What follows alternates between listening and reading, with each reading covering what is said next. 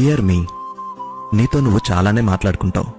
కాస్త మాటల్ని కూడా నువ్వు అర్థం చేసుకుంటే ఇంకా బాగుంటుంది. బయటకు ఎంత స్ట్రాంగ్గా కనిపిస్తున్నావో లోపల కూడా అంతే స్ట్రాంగ్ అవ్వే ప్రయత్నం చేయాలి. చిల్లవు. ఎందుకు ప్రతి చిన్న విషయాన్ని అంత డీప్గా ఓవర్థింక్ చేసేస్తావు? టైంకి పడుకో. నీ ఆలోచనతో నిద్రనెందుకు పాడు చేసుకుంటున్నావు? చిన్న పెద్ద విషయాల వల్ల కలిగే బాధలను కన్నీల రూపంలో ఎందుకు వదిలేస్తున్నావు? వదిలేచ్చు కదా.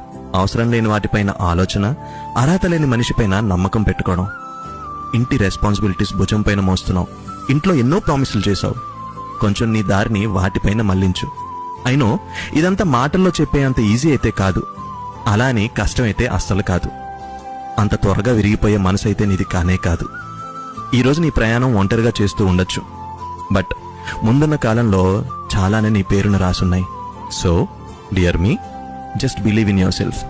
నీ పైన